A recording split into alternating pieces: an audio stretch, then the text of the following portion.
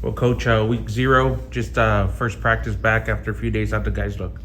We're all right. I mean, our scout team, just new whenever you change stuff, so it's always a little frustrating. Just no matter how many times you do it, you always forget something.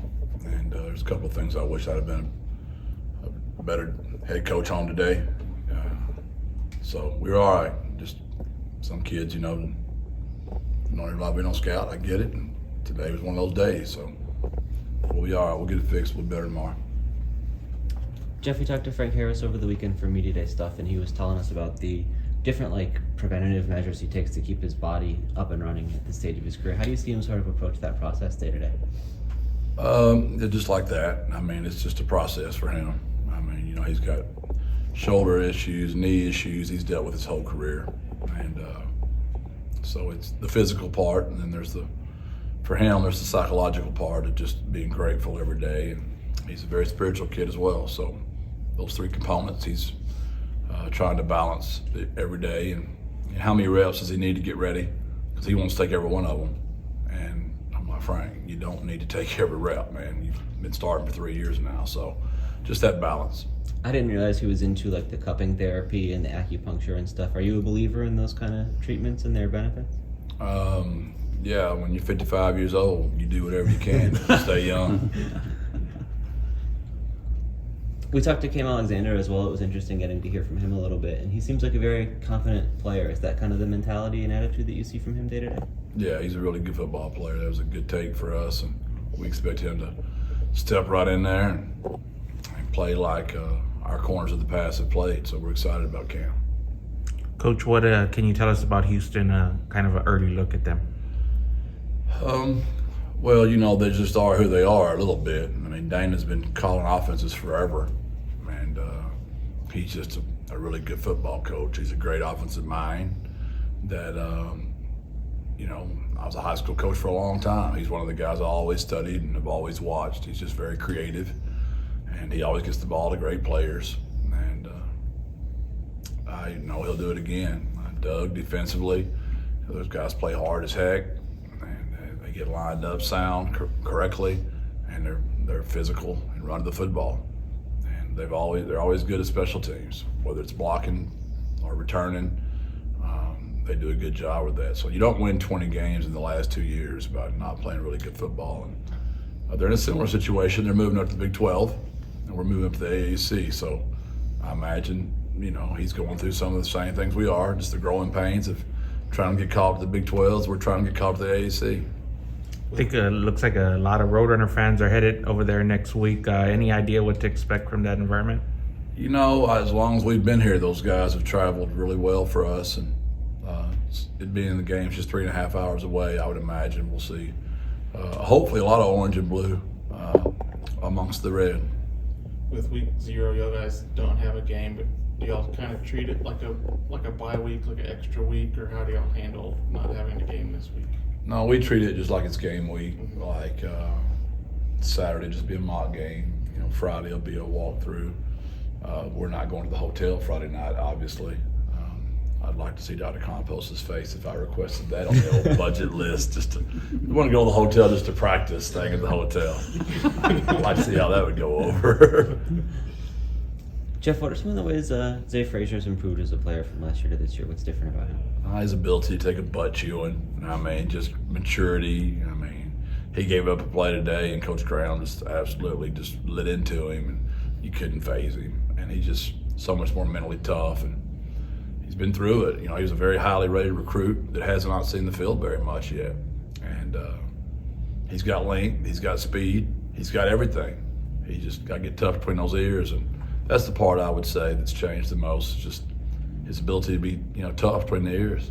It seems like he and Nick Fortune are pretty close. Have you seen where that leadership dynamic has made a difference for him? No doubt. Nick's very solid, steady, and Nick's battled some of that. When he came here, he'll openly confess to that his, Nick could give up a play and he'd be wanting to pull himself out of the game. And now Nick just lets the next play, dictate it, not the last play. So that's just maturity, and that position is kind of like golf and basketball. You better forget about the last one pretty quick. So he's done Nick's been a great influence on Zay. Jeff, I wanted to ask you about the leadership component of this team. I know every team's a little different, but how would you compare, the group of leaders on this team to the last few years? We're finding our way. We've got a good veteran group returning, but when you lose Maka, who's kind of was the a leader on offense for sure, you lose Adrian Taylor, Cliff, Corey. Those guys are instrumental. Trevor Harmonson. Those are big voices over there for a long time. But that's going to take care of itself. And there's a lot of guys over there that are really good players, that are good people. And we're going to vote on Leadership Council Wednesday, and we'll get a good pulse on that. I'll start to meet with those guys, on Sunday nights, just kind of guide them on what I expect, because everybody thinks that being a leader means you're loud and you talk all the time, and that's communication is an important part of being a leader, but it's not the most important part. The most important part is do your actions match your words. Didn't realize until we talked to Tyke, he said he's playing with a little bit extra weight compared to last year. Has that changed him as a player at all? I don't know. I would imagine he's playing his way back into shape. I know he's slimmed down a little bit. I mean, he was like 240, 242 there for a moment, and he's in the 220s right now. So we're getting closer. Him and Big Joe Evans, we got them on a little. Our nutritionist Jordan has got them heavily monitored.